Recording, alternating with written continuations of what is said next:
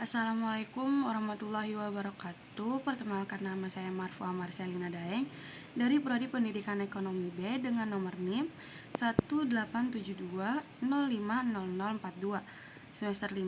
Di sini saya akan menjelaskan tentang karakteristik manajemen berbasis sekolah sebagai proyek UAS mata kuliah manajemen berbasis sekolah dengan dosen pengampu Ibu Dr.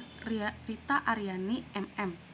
Nah, yang pertama di sini pokok pembahasannya ada karakteristik manajemen berbasis sekolah. Yang kedua ada output yang diharapkan. Lalu yang ketiga ada proses, dan yang terakhir ada input pendidikan. Nah, karakteristik manajemen berbasis sekolah. Karakteristik adalah fitur pembeda dari seseorang atau sesuatu. Istilah manajemen berbasis sekolah merupakan terjemahan dari school-based management. Istilah ini pertama kali muncul di Amerika Serikat ketika masyarakat mulai mempertanyakan relevansi pendidikan dengan tuntutan dan perkembangan masyarakat setempat. MBS merupakan salah satu wujud dari reformasi pendidikan. Manajemen berbasis sekolah atau MBS adalah keseluruhan dari proses perencanaan, mengorganisasikan, mengembangkan, dan mengendalikan seluruh pendukung atau pengguna sekolah dan sumber daya sekolah untuk mencapai tujuan sekolah, khususnya dari tujuan pendidikan umumnya. Tujuan MBS sendiri yang paling utama ialah meningkatkan mutu pendidikan nasional. Selanjutnya ada output yang diharapkan.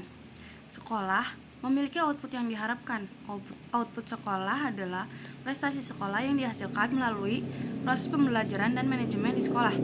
Yaitu pada umumnya output dapat diklasifikasikan menjadi dua, yaitu output berupa prestasi akademik atau academic achievement dan output yang berupa prestasi non-academic achievement. Nah, yang dimaksud dengan output prestasi akademik misalnya NUNAS, lomba karya ilmiah remaja, lomba bahasa Inggris, matematika, fisika, cara berpikir kritis, kreatif, divergen, nalar, rasional, induktif, deduktif, dan ilmiah.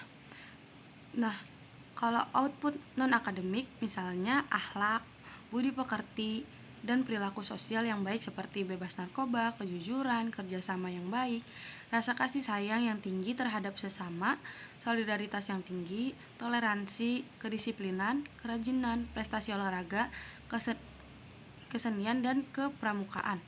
Nah, selanjutnya ada proses belajar mengajar efektivitas yang tinggi. Sekolah yang memiliki MBS memiliki efektivitas proses belajar mengajar atau PBM yang tinggi. Hal ini ditunjukkan oleh sifat PBM yang menentukan pada pemberdayaan peserta didik. PBM bukan sekadar memorisasi atau recall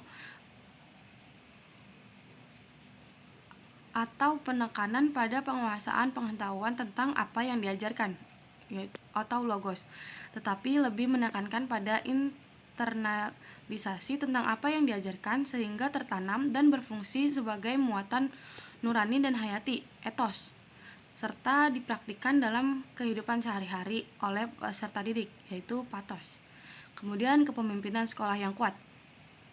Pada sekolah yang menerapkan, kepala sekolah memiliki peran yang penting dalam mengorganisasikan, menggerakkan, dan menyerasikan semua sumber daya pendidikan yang tersedia.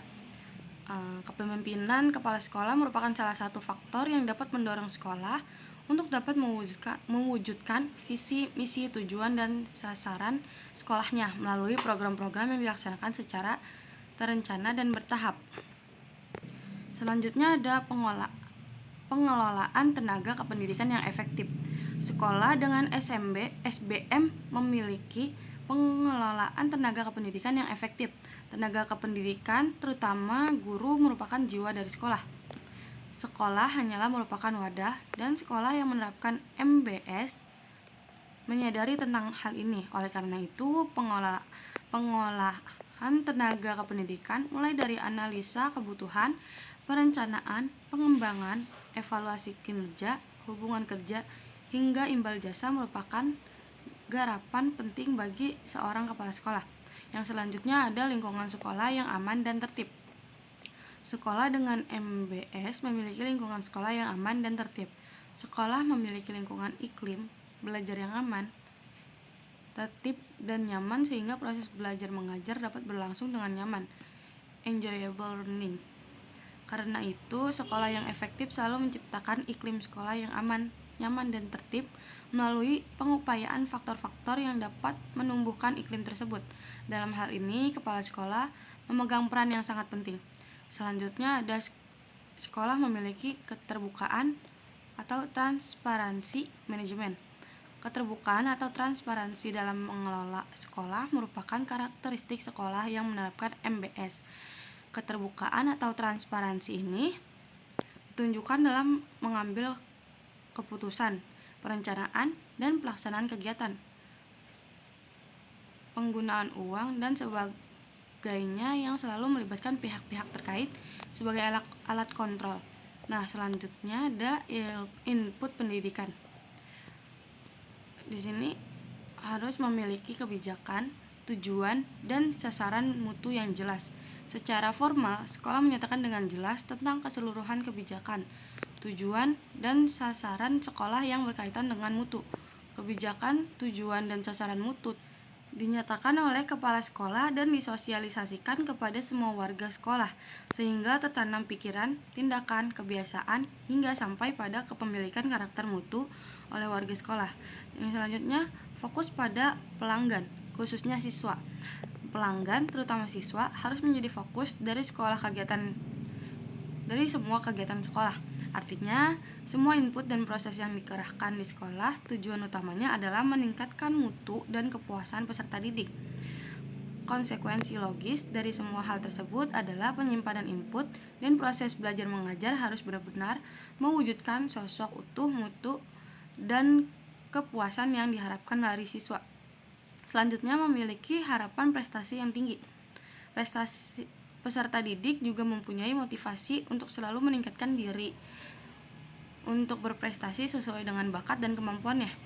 Harapan terbesar dari kegiatan unsur sekolah ini merupakan salah satu faktor yang menyebabkan sekolah selalu dinamis untuk menjadi lebih baik dari keadaan sebelumnya. Nah, selanjutnya ada karakteristik manajemen berbasis sekolah menurut Saiful Sagala tahun 2011. Kemandirian yang menggambarkan otonomi manajemen sekolah yang efektif dan layanan belajar yang bermutu. Menggunakan evaluasi hasil belajar yang standar, prestasi pembelajaran, kemudian kemitraan, memanfaatkan potensi pemangku kepentingan sekolah, pemberdayaan potensi sekolah dan masyarakat, partisipasi, kepemimpinan sekolah yang lugas, visioner, antisipasif, dan berjiwa entrepreneurship, mengikutsertakan potensi sumber daya sekolah. Yang keempat, keterbukaan, senantiasa melakukan perubahan ke arah yang lebih baik dan kompetitif.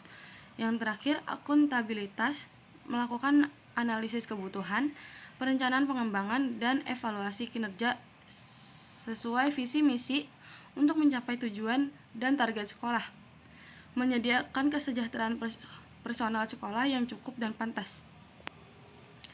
Nah, cukup sekian yang bisa saya paparkan. Maaf apabila banyak sekali kesalahan dalam pengucapan atau dalam pengetikan. Saya mohon maaf.